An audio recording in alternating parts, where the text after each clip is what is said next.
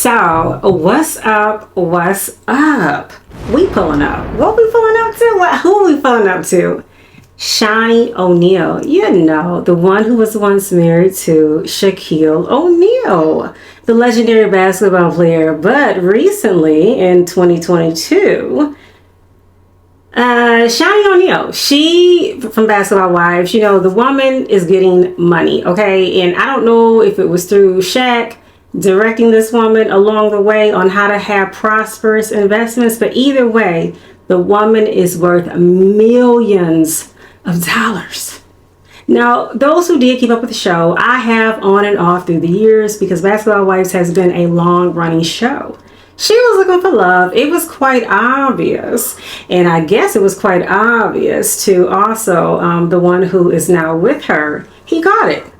What's his name? His name is Keion Henderson.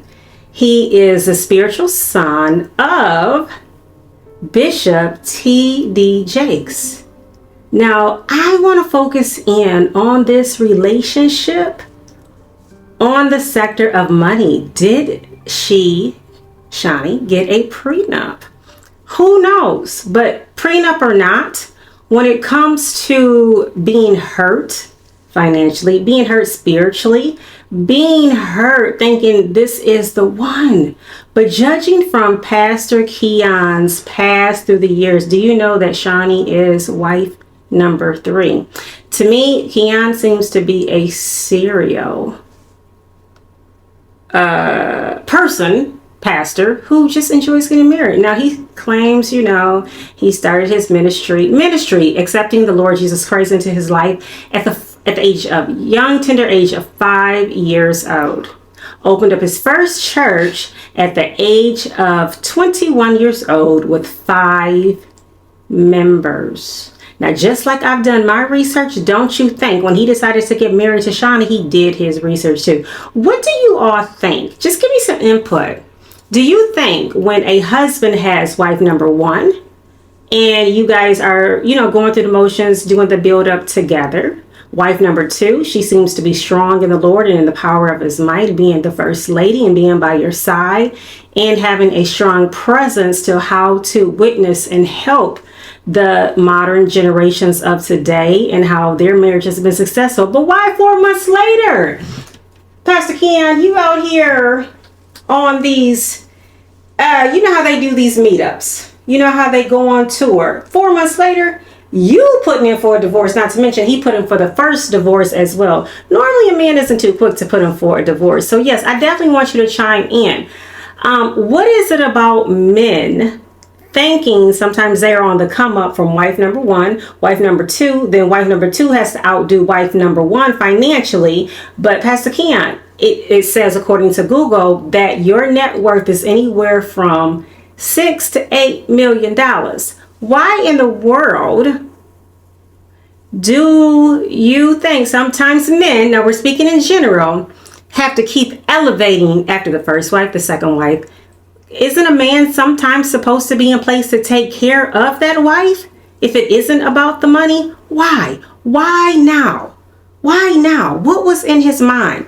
Now, I do want to bring, you know, sometimes Boost pops in every now and again to have a word, you know, from a man's perspective. What do you think about serial men who sometimes go from woman to woman to woman? Well, to tell you the truth, these men around, they're like vultures almost. They sniff the woman out, find out if she's lonely or alone, by herself, and they say they know, they go to work. They find these women that got this money, and they, you know, get a relationship, make a relationship with them, and take them on different vacations and show them all this love and everything, and then they vamp. That's the time. That's when it's time to vamp. When once they get them to fall in love, they on to the next. Go on to the next. They go after. Now, I want to point out something that you did mention. You said taking them on vacations. That was brought up about Shaunie providing a lavish lifestyle for Pastor Keion, taking him on vacations, celebrating him just because. Now, I couldn't find anywhere on Google what was Pastor Keion's first jobs, because don't you know, sometimes men would take it up on themselves. Because, some pastors do have jobs, okay? If the ministry is not flourishing and bringing in the millions, that they sometimes have jobs. Boosh, you look like you want to get in there. Go ahead. Well, when I brought the key word, one of the key words too, loneliness. A lot of these women are lonely. And when a guy comes along, especially if he's a good-looking guy, the first thing the woman starts thinking is, maybe he can become, mine. Maybe he can be my husband. Maybe this is who the Lord sent me. And those men take advantage of that type of stuff.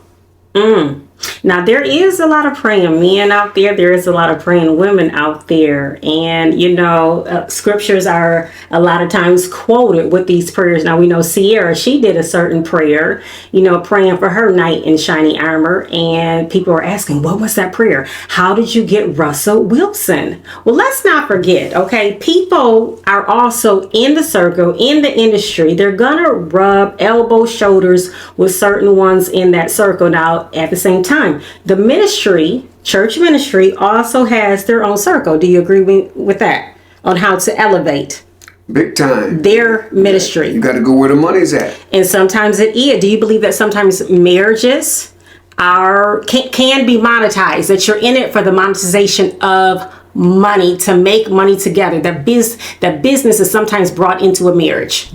Do you believe that? Well, because for one thing, the business part of it, or the money making part of it, is shown all over America, all over the world. Yeah. What these people are kind of money they're making and the kind of money that they already have. Social media is definitely booming. Content creators, whether you're in the Christian field or not, whether you are married or not, whether it's a connection of chemistry to make money together, people are in it for various reasons, and you just never know. But one thing I do want to point out, another thing I want to point out about Shaunie Henderson, that I was noticing when they were promoting one of their expeditions where they want people to come out, meet up, join up, that Shaunie a lot of times seems to say the wrong thing at the wrong time. Now, I'm not judging her, because this is probably all new to her, even being a first lady. But he seems to have this side of him, Keion Henderson, where he gets a little irritated when she's joking around, that he's not really feeling her humor, because he's like, look, Shaunie, I'm trying to get this money and I need you to chill for me to get this out and promote this big extravaganza. The heathen. No, nobody ever said that. No, how did a pastor of a megachurch connect with a media mogul? You're making me stutter. You say it. I do that sometimes, make you stutter. You say it. How does a pastor find a heathen and marry her? Babe, we only How did you land a lady? We only have a limited amount of time. That is upcoming. But even when they did take it upon themselves to start, because Shaunie knows how to start these shows, obviously executive producer. She's making this money, and he knows that he done Googled her just like I Googled her, and just like some of you done Googled her too, to see what her net worth is, which I did see, 35 million. And sometimes that is a little wrong, because it might be more. For all we know, after all, we are talking about Shaq's ex-wife, who done passed down some knowledge to her to take care of their kids, even though they are grown. But at the same time, I saw another situation where on their show that they're promoting, I don't think it now comes on, I'm not really sure, of course I haven't seen any recent episodes, but she just kept saying, how did this pastor, and then she interjected with heathen. She said that about 3 times. How did this pastor meet this heathen? He wasn't feeling that. He didn't think nothing was funny. He was serious. He was like, it's go time for us to promote this relationship in God's eyes and to show people. But Shaunie shows the realistic side and how she's feeling, because remember, again, this is new to her. But is it possible for a relationship to work out when it is based upon money, whether whichever partner, whoever it is, looking for a mate that has money, security, longevity, money for generations? Is it possible for a relationship to live on for however many years when you're actually in it just for the money? Of course, it's possible, but 9 times out of 10, I should say, I'll let it down a little bit. 7 times out of 10, it doesn't work. But yes, it's possible, but they all think it's possible. And that ain't the way it goes. Because you got all these men that really, really don't want to be married. They going after the money. They trying to fill their pockets up while they got a chance. It's a business for them. Mm-hmm. So what are some red flags that you can share when it comes to getting in a new relationship, what to look out for as a woman or even a man? I think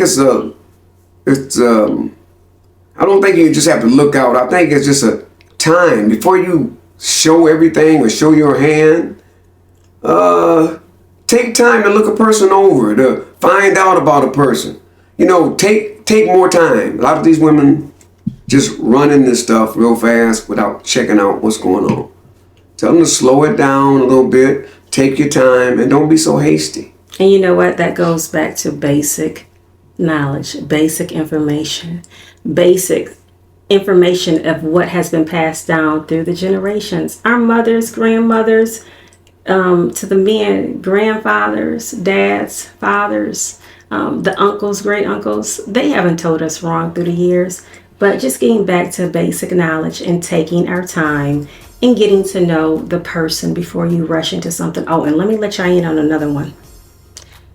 Sometimes people's relatives, even, whether it's the mother, the father, the uncle, the cousin, will take it upon themselves when they see the good in you as a person, will tell you to watch out because that person has done XYZ. I know that's my son. I know that's my nephew. I know that's my cousin. But you're a good person, and I want you to know. Beware, because it does happen. Keep your ears open, your eyes open, and keep your heart within distance to not fall in love just because you're lonely. Keep that heart closed. Keep your heart closed. Okay, and on that note.